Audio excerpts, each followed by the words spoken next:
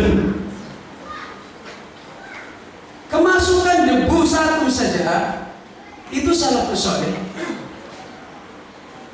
Punya hikmah, punya kehidupan, punya iman, punya nilai. Begitu debu menimpa dia satu biji saja, dia langsung ingat firman Allah Azza wa Jalla, "Idza arada syai'an ay yaqula lahu kun."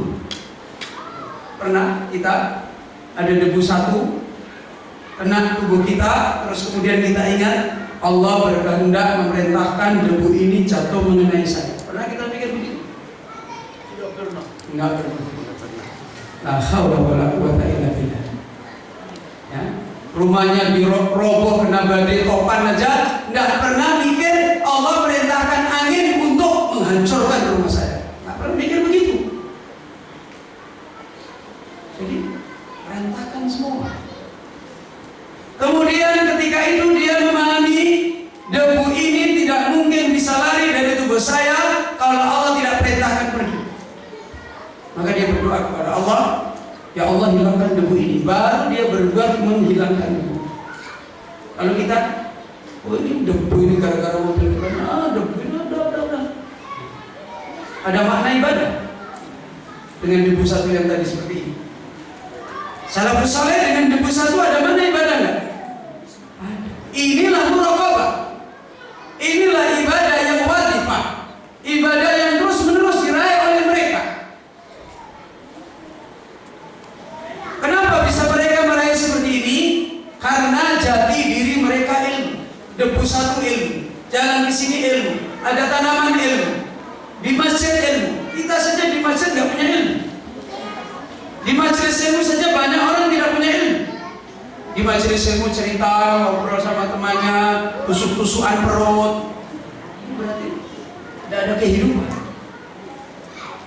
Ya, di majelis ilmu kemudian saling lirik-lirik, kemudian ketawa-ketawa. Di mana? Di majelis ilmu saja kita tidak punya ibadah. Apalagi di luar majelis ilmu, liar, tidak ada ibadah sama sekali. Makanya kacau. Syekhul Islam Ibnu Taimiyah mengingatkan, "Idza qata'a anin nas nur nubuwah waqa'u fi dhulumatil fitan wa hadatsat al-bid'ah wal fujur wa waqa'a asy-syarru bainahum." Syekhul Islam Ibnu Taimiyah menerangkan, jika ilmu kenabian telah terputus pada kehidupan manusia, jika ilmu kenabian telah terputus dari kehidupan manusia, waqa'u fi dhulumatil fitnah, maka manusia hidup terjerumus di dalam kegelapan-kegelapannya fitnah. Semua kehidupannya menjadi kubangan fitnah. Tidak ada ajr, tidak ada pahala yang dapat adab. Dosa. Jangan dikira yang namanya dosa itu cuma, oh saya kan belum jadi zina, saya kan cuma lihat-lihat dengan senang-senang, tapi belum saya apa-apa. Jangan dikira cuma urusan dosa itu urusan zina aja. Satu biji debu jatuh mengenai kita bilang kurang ajar saja, ini sudah dosa. Berarti sudah tidak tahu bahwasanya Allah sebagai Rabb yang Qawi, yang Rabbul Alamin, berarti tidak mengimani Allah itu sebagai Rabb rububiyah. Rusak tauhid rububiyahnya. Walaupun sudah kata menghafal tauhid itu ada 3, sudah rusak, sudah terjadi fitnah di dalam tauhid rububiyahnya. Katanya dia mengimani bahwasanya hidup Allah yang menciptakan, Allah yang mengatur, Allah ini. Kenapa ada biji debu satu dia bilang kurang ajar ini? Ini sudah menunjukkan tauhid rububiyahnya berantakan. Kaum muslimin, ikhwani wa akhwati fillah rahimani wa rahimakumullah, waqa'u fi dhulumatil fitnah, akan terus-menerus jatuh di dalam kegelapannya fitnah. Ketika nur nubuwah, ilmu kenabian terputus dari manusia, lepas sebentar ilmu kenabian, fitnah masuk di dalamnya. Tidak ada ismah bagi dia tidak akan bisa meraih ibadah yang daimah, putus ibadahnya. Putus ibadahnya di tengah jalan. Kebahagiaannya dengan Rabb hilang. Ini kemudian berkelanjutan. Kalau sudah manusia tenggelam di dalam fitnah hadasan bidah, banyak dia terjatuh kepada bid'ah, kemudian wal fujur, banyak dia terjatuh kepada dosa-dosa, kemudian terjadilah syar, keburukan-keburukan, kejahatan-kejahatan di antara mereka. Maka jalan untuk kita kembali meraih ibadah yang daimah, ibadah yang merupakan sibghah, ibadah yang merupakan ismah, penjagaan.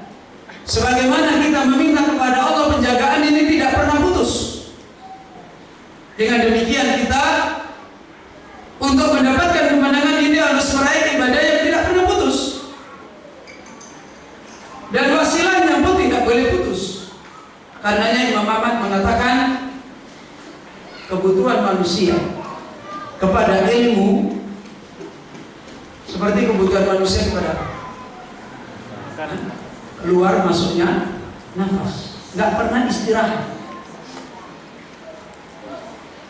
Hal yang demikian juga disyaratkan oleh ulama kita, beliau Syekh Abdul Salam bin Barjas di dalam sebuah muhadarah beliau, hajatul ummah lil ulama hajatun mulihhatun kahajatil jismi lil ma walil hawa walil hawai hatta yabqa wa yastamirru fi hadhil hayat. Kata beliau Syekh Abdul Salam bin Barjas, butuhnya manusia, umat, kehidupan manusia ini butuh kepada ulama. Hakikat butuh kepada ulama bukan butuh kepada jasadnya ulama, bukan butuh kepada nama-nama ulama. Ketika kita butuh ulama, berarti caranya kita punya jaket di sini kita mereki anggota Syekh bin Bas. Nanti yang lain lagi dimereki anggotanya Syekh Mubil bin Hadi. Nanti yang lain lagi dimereki di sini anggotanya Syekh Robi. Bukan begitu. Itu bukan butuh kepada ulama. Hakikat butuh kepada ulama dinasihatkan oleh beliau Syekh Abdul Salam bin Barjas, hajatun mulihah, butuh yang mendesak, tidak pernah putus. Doruri, doruri itu tidak ada tawar menawar. Kata beliau, untuk menggambarkan kebutuhan ini, kahajatil jismi lil ma, seperti butuhnya tubuh bagi air. Bisa berhenti tubuh butuh dari air? Tidak bisa. Tubuh manusia tidak boleh kosong dari air. Tidak boleh kosong dari air. Kahajatul jasad lil ma walil hawai, dan seperti butuhnya tubuh manusia kepada udara. Pernah boleh sesaat? Apalagi kita pesawat aja terbang, begitu udaranya kosong sebentar sudah kacau. Sudah kacau. Turun tiba-tiba kaget, membingungkan orang ini. Sebentar ini pesawat benda mati. Gambaran yang diterangkan oleh beliau seperti ini kebutuhan manusia. Kenapa? Karena ini kebutuhan untuk menyembuhkan penyakit hati. Setelah sembuh, ini kebutuhan untuk menjaga sehatnya hati. Sebagaimana tubuh kita yang dohir tidak pernah butuh kepada kebutuhan-kebutuhan sehatnya tubuh kita.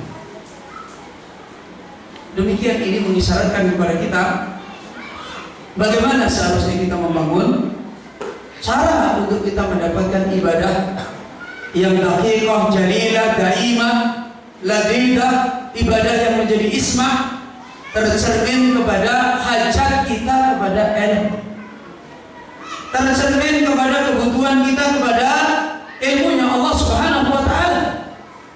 Ilmu yang benar, ilmu yang akan menjawab kebutuhan di dalam hati kita.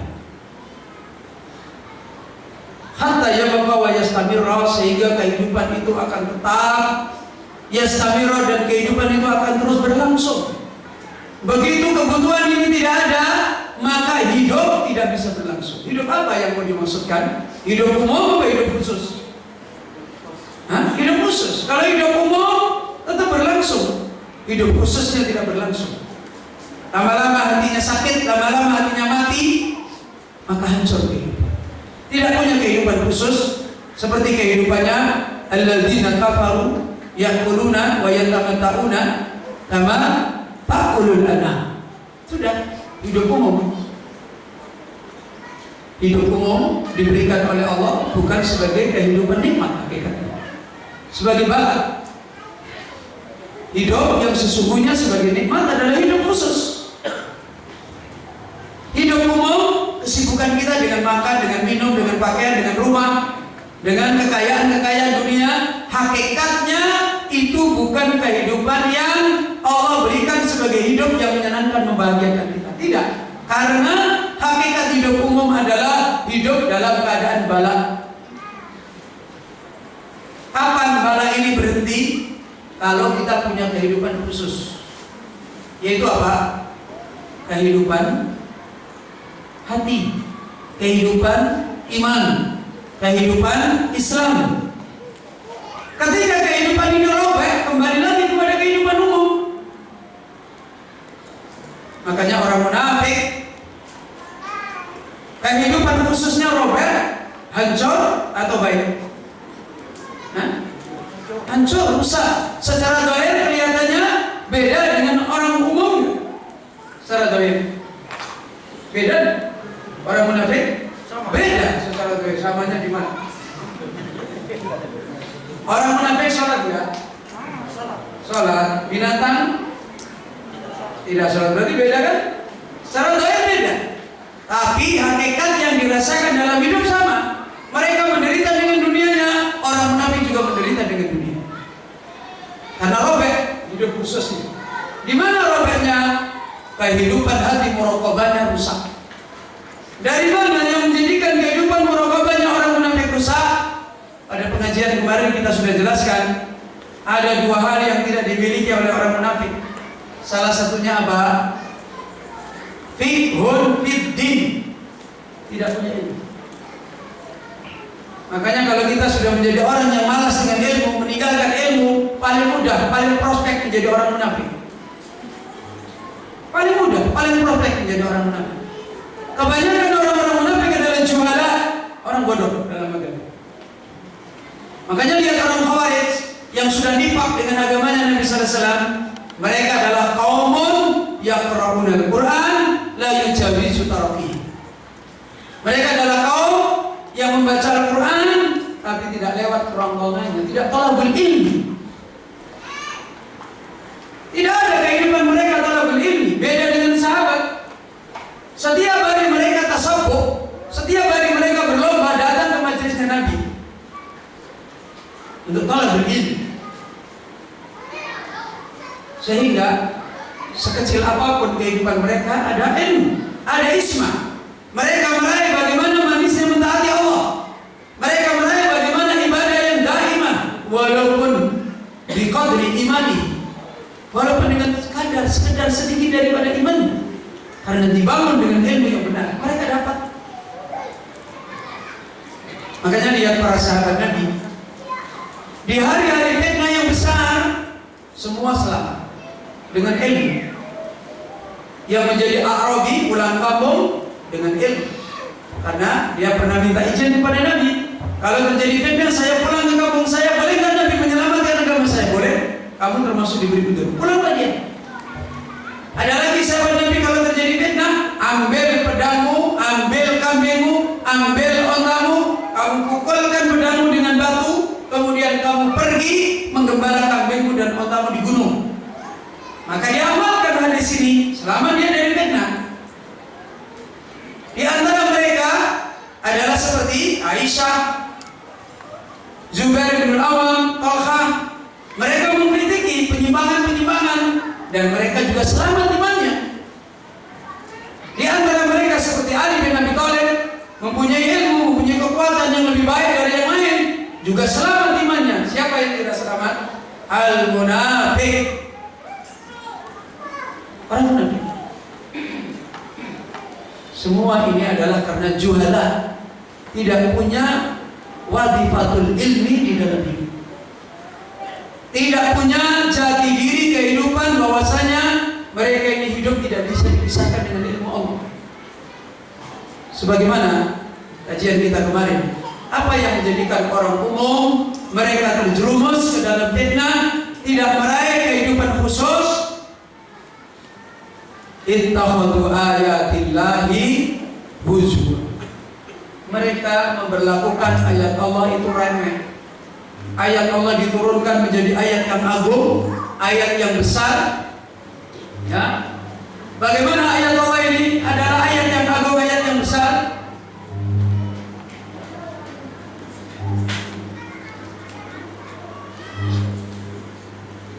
Ini mungkin ada sinyal masuk. Oh, setruk. Bisa begini.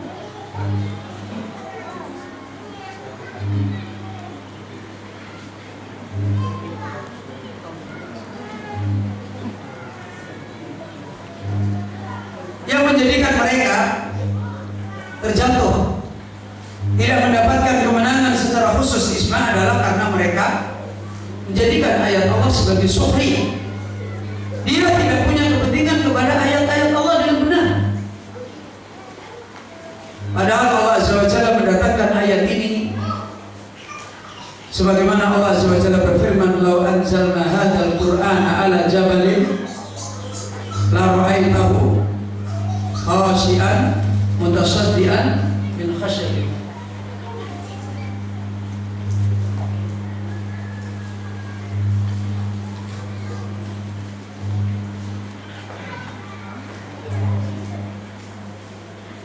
Coba dimatikan dulu baru kita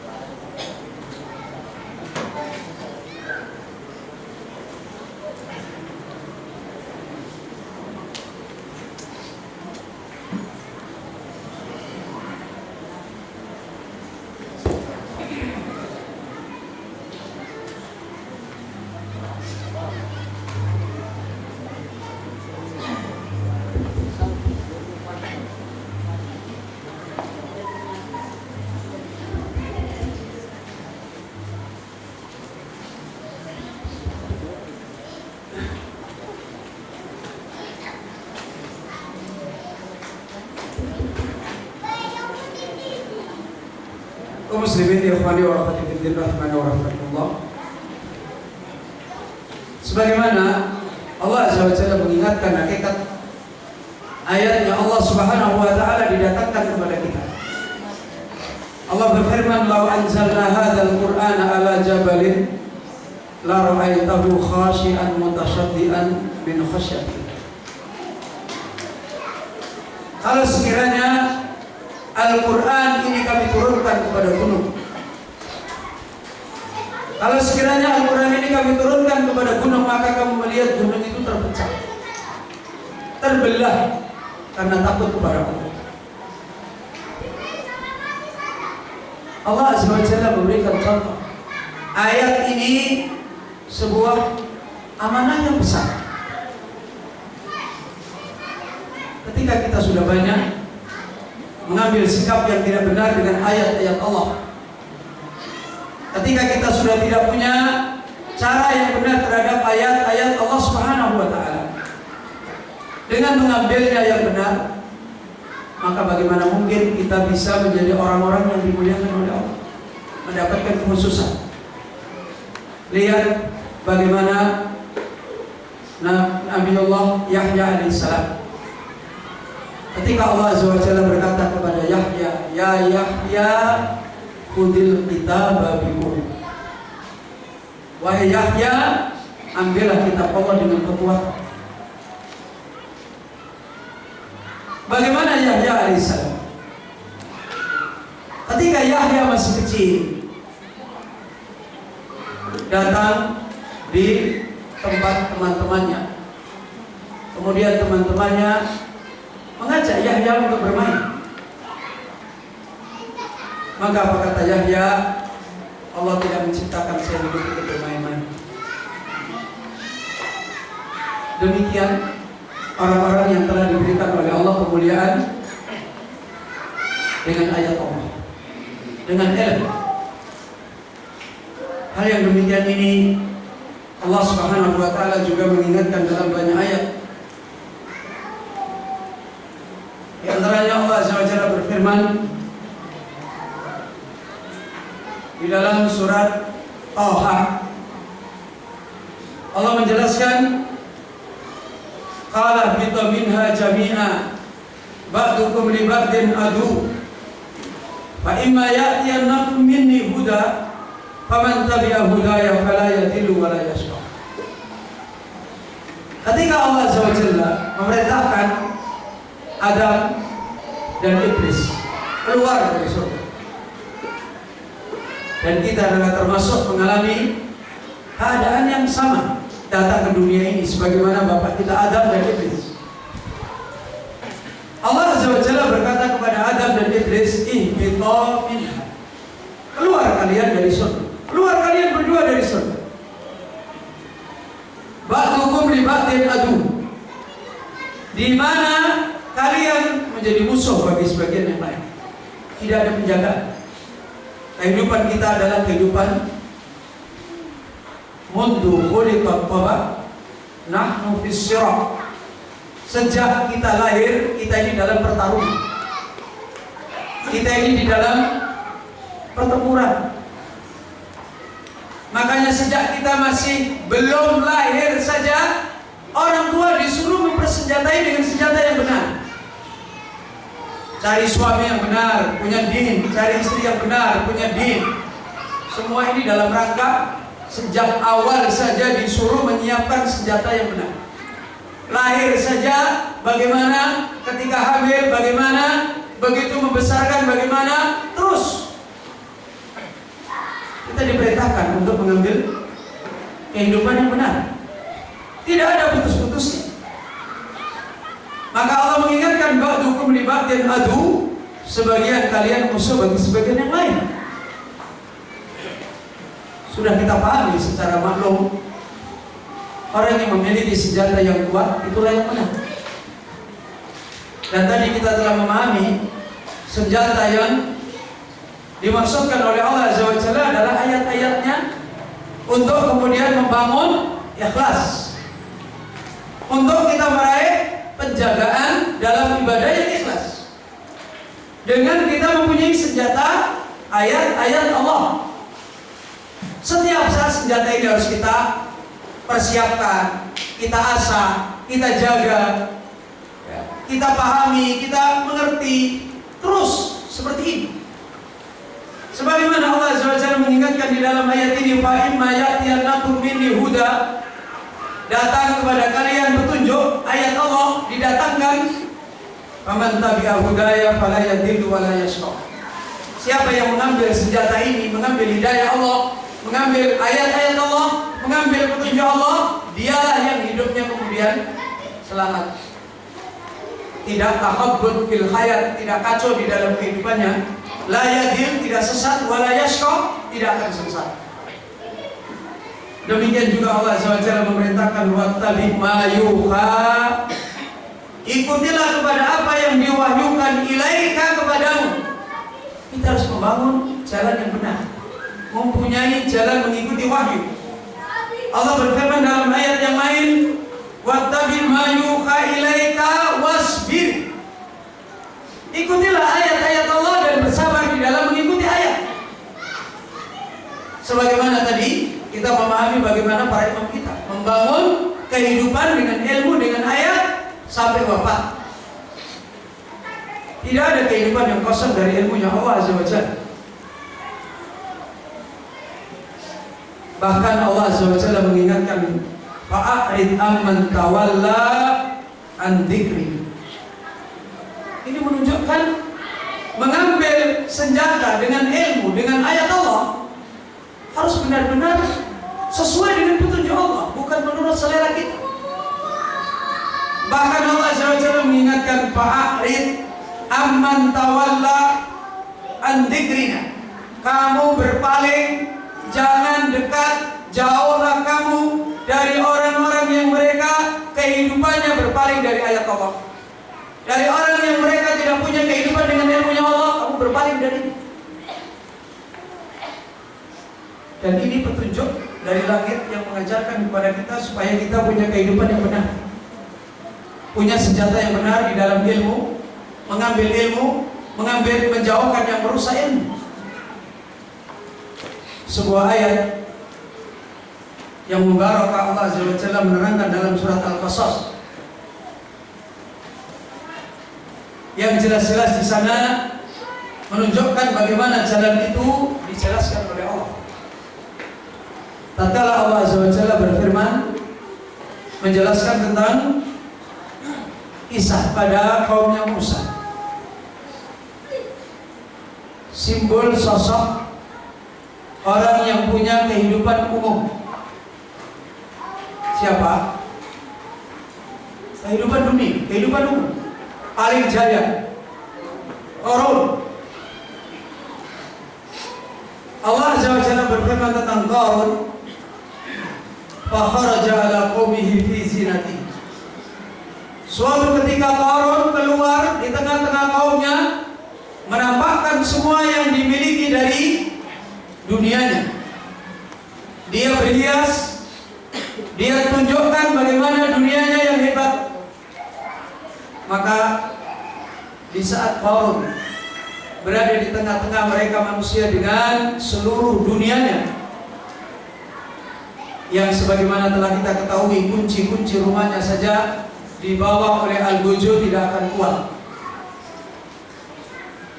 Di mana ada rumah seperti itu? Kejayaan dunia yang dianggap sebagai sebuah kejayaan. Maka di sana ada dua golongan manusia yang disebutkan oleh Allah. Golongan pertama, qalal ladina yuridul hayatad dunya. Orang yang menginginkan kehidupan dunia. Orang yang mereka ingin hidup di dunia sebagaimana kehidupan umum. Istahabbul hayatad dunya. Mereka menginginkan mencintai daripada kehidupan dunia. Apa kata-kata mereka? Ya laitalana mislama utiya Qarun. Wahai seandainya kita ini diberikan oleh Allah seperti yang diberikan Qarun. Banyak fenomena ini mulai muncul. Sebagaimana yang sudah sering-sering saya sampaikan, sekarang sering muncul yang namanya salafi itu ya sukses dunianya, ya sukses agamanya. Nah, ngomong seperti ini sebenarnya bukan mikir agama. Dia mikir agama sekedar nama salafi, nama tok sudah kan diakui namanya salafi. Tapi yang dipikir paling banyak bagaimana sukses dunia. Ujung-ujungnya yang dipikir adalah dunia. Bahasanya lebih halus. Bahasa seperti ini adalah sama dengan apa yang tadi ditunjukkan. Ya laitalana misla ma utiya qaum. Buktinya dia jadi salafi, sibuk mencari teman kerjasama dunia, nggak pernah telah beli. Banyak sekarang orang ngaji yang dicari adalah PDKT. Tahu PDKT? Pendekatan. Begitu ngaji salafi, oh di sana salafi bagus. Kenapa? Banyak pengusahanya. Makanya dia langsung mendatangi dari rumah. Salafi itu harus hebat. Kalau perlu kita bangun kerjasama, kita harus membuat sirka itu masuk. Coba lihat Ustadz ngajari kita bisnis yang bagus ya. Kerjasama sama sana, kumpulkan uang 1 triliun. Apa itu hasil saham salafi. Habis dapat saham dia pulang kampung. Pelarian banyak sebenarnya. Gak pernah ngaji, sibuknya membidik mangsa. Oh ini bulan ini pas. Nanti datang anak saya kaki sakit, kaki saya sakit, kuku saya sakit, rambut saya sakit, istri saya sakit, tetangga saya sakit. Tolonglah dibantukan, kita sama-sama salafi. Menipu lagi. Sana lagi menipu lagi, sana lagi menipu lagi, sama lagi menipu lagi. Jadi sibuknya itu cerita pengeluaran. Ujung-ujungnya dunia. Sama. Muji, wow Ustadz bagus, wow ini Ustadz bagus, wow ini baru namanya salafi. Ujung-ujungnya besok laporan. Nah, baju saya kena setrika, ini. Baiklah bagaimana caranya? Banyak seperti itu. Banyak. Di Semarang itu banyak, tidak tahu di Kendari, mudah-mudahan tidak. Banyak. Sampai ada bapak-bapak itu uangnya 1,5 miliar hilang. Ya, kerjasamalah, bisnis lah, membangun perjuangan Islam lah. Makanya sering saya sampaikan di Semarang, kalau ada ikhwan datang menawarkan kerjasama bisnis, ketahuilah dia itu penjahat. Kalau ada ikhwan datang baru ngaji sudah nawarin bisnis, ketahuilah dia itu penjahat. Jauhi orang seperti itu. Banyak orang seperti itu. Ini fitnah yang banyak terjadi. Makanya kelihatannya banyak, rame, ternyata isinya penipuan. Yang ngaji cuma beberapa orang aja. Kalau disuruh ngaji, suruh belajar, suruh pegang kitab, suruh memahami, kalau itu kan bukan bidang saya. Bidang saya berjuang di dalam menjadi seperti Qarun.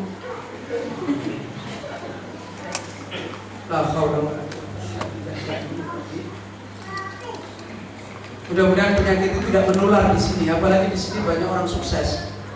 Dulu di Kendari ini yang ngaji masakin wal fuqara. Ya, cari makan aja susah ngaji dulu. Harus makan pisang yang di pasar itu dikumpulin. Susah. Sekarang ini yang ngaji agnia.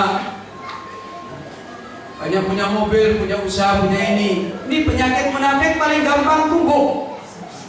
Rakyatnya Qarun paling banyak tumbuh dengan membawa bendera Ahlussunnah dan Salafi, paling prospek.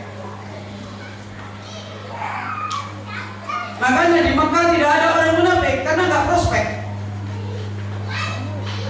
Di Madinah banyak orang munafik. Kenapa? Prospek. Di Mekah itu kalau mau jadi orang Islam pasti sengsara.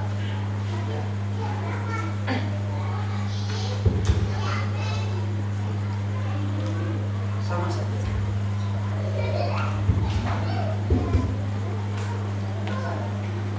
Ikhwani wa akhwati fi din rahimani wa rahimakumullah. Maka lihat kelompok yang pertama. Mereka mengatakan ya laitalana misla ma utiya Qarun. Sekiranya kita diberi seperti apa yang diberi Qarun. Maka dia menyatakan innahu ladu khaddin adim. Sesungguhnya dia Qarun adalah mempunyai nilai nasib yang paling besar. Kemudian di sana ada lagi kelompok yang kedua. Apa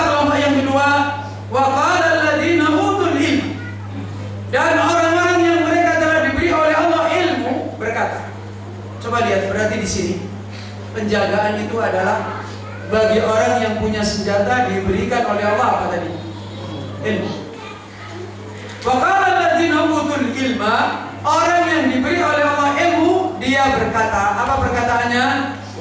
Menolak, mengingkari cara berpikir, cara hidup yang dipahami oleh orang yang ingin seperti Qarun. Apa kata dia? Wailakum, celaka kalian, thawabullahi khairun liman amana wa amila shalih. Ganjaran yang Allah janjikan, dia itu adalah khairun, lebih baik bagi orang yang dia telah beriman dan bagi orang yang dia telah beramal saleh. Wala yulaqaha illa sabirun, dan tidak ada yang bisa mengerjakannya, tidak akan bisa yang melakukannya, melaksanakannya kecuali orang-orang yang sabar. Maka ikhwani wa akhwati fiddin kaum muslimin, di sini ada dua kelompok manusia. Kelompok yang akan celaka sebagaimana mengomentari kehebatan dunianya Qarun, wa innahu ladu haddin adim. Kelompok yang kedua yang mereka meraih kehidupan khusus, yaitu orang-orang yang diberi oleh Allah apa? Utul ilmu. Mereka mempunyai pemahaman yang benar bagaimana cara meraih penjagaan hidup, bagaimana cara meraih kemenangan hidup. Mereka menolak cara hidupnya orang-orang yang setuju dengan cara hidupnya Qarun. Wailakum, celaka kalian. Ikhwani wa akhwati fiddin rahimani wa rahimakumullah. Insyaallah kita cukup dulu sampai di sini. Nanti pada maghrib kita lanjutkan kembali di aunillah taala untuk menjelaskan bagaimana kita mengambil penjagaan, meraih ibadah yang mafqudah, yaitu muraqabatullah dengan ilmu yang baik. Kita akhiri dulu majelis kita. Subhanakallah wa bihamdika asyhadu an la ilaha illa anta astaghfiruka wa atubu ilaik. Baik para hadirin ikhwan wa akhwat fillah rahimakumullah, kita akan lanjutkan untuk mengambil pelajaran dari Ustaz setelah pada maghrib. Assalamualaikum warahmatullahi wabarakatuh.